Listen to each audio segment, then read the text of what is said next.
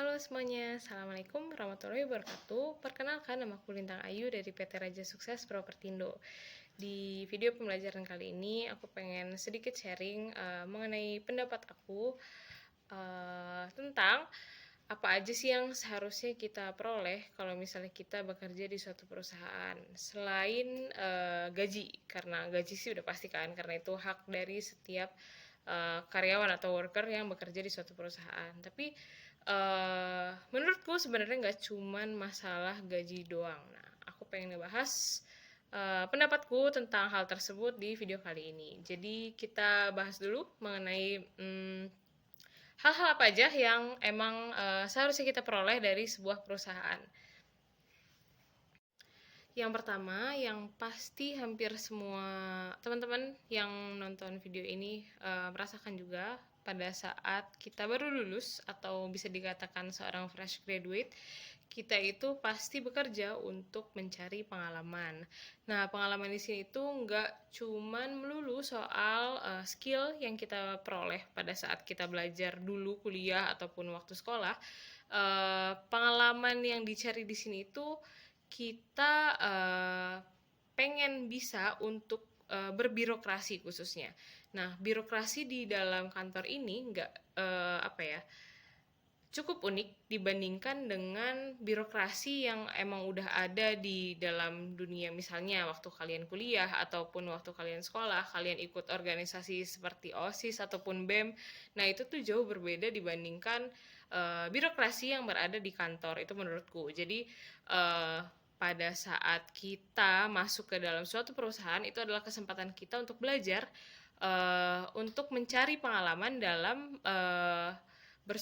bersosialisasi di dalam birokrasi tersebut. Jadi jangan sampai kita masuk ke dalam suatu perusahaan, kita antipati nih ataupun nggak mau ngikutin birokrasi yang ada di sana. Maksudnya ngikutin di sini tuh nggak mau belajar gimana caranya berbirokrasi itu. Nah, jangan sampai kalau misalnya sudah di dalam satu perusahaan kita tetap apa ya istilahnya nggak mau ngulik tentang itu, karena itu adalah kesempatan yang sangat berharga untuk kalian untuk belajar tentang birokrasi di dalam suatu perusahaan. Oke, selain benefit tadi yang kita udah bahas mengenai kita bisa dapat pengalaman pada saat bekerja, kita juga harus bisa setelah bekerja itu kita menjadi seseorang yang bisa memecahkan masalah yang dinamis. Kenapa? Karena jujur menurut pengalamanku pribadi, permasalahan-permasalahan yang ada di dunia kerja itu pressure dan juga tingkat kesulitannya itu lebih sulit dibandingkan dengan pada saat kita kuliah atau dulu sekolah misalnya. Karena misalnya contohnya gini, aku dulu adalah seorang mahasiswi teknik sipil. Lalu aku bekerja di perusahaan ini itu, dan aku menemukan banyak permasalahan yang sebenarnya kalau misalnya waktu dulu kuliah itu ya udah tinggal pakai teori ini atau pakai teori itu atau ngikutin standar ini atau standar itu. Tapi ada kalanya di dunia kerja itu selain kita harus mengikuti standar-standar, kita juga harus mempertimbangkan apa ya adjustment dari para user ataupun adjustment dari siapapun itu yang menentukan kebijakan. Jadi kepintaran kita dalam mengambil keputusan ataupun dalam memecahkan masalah yang sangat dinamis di dunia kerja itu harus kita asah dan harus kita peroleh pada saat kita sudah bekerja. Jadi jangan sampai nggak ada bedanya nih antara kita dulu waktu kuliah sama pada saat sudah bekerja, terutama di segi ataupun di bidang pada saat kita ingin memecahkan masalah. Last but not least itu adalah kita pada saat bekerja itu harus bisa memperoleh networking yang baik. Kenapa harus bisa punya networking yang baik? Pasti karena kita sebagai makhluk sosial, entah kapan ataupun entah bagaimana suatu saat nanti mungkin kedepannya kita butuh teman-teman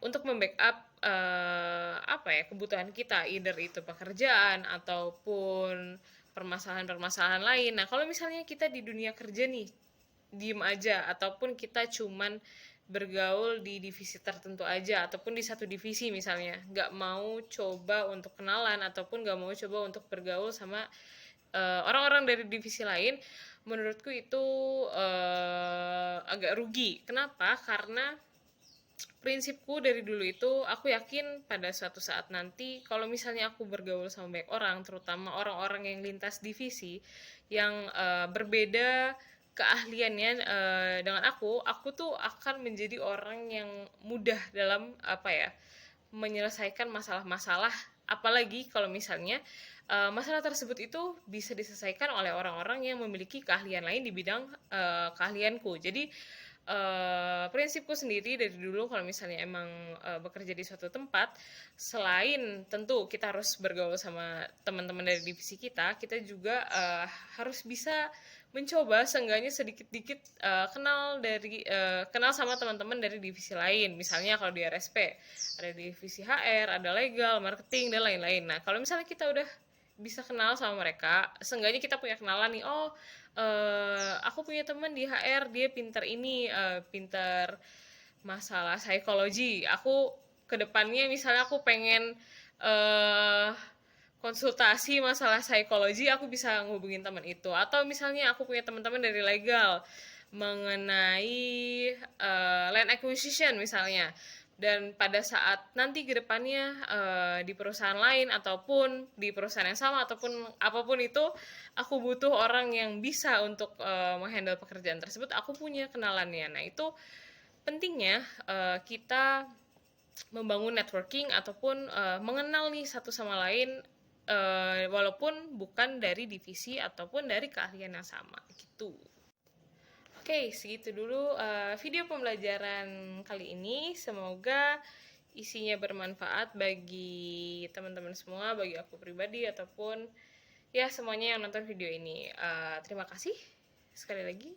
Wassalamualaikum warahmatullahi wabarakatuh.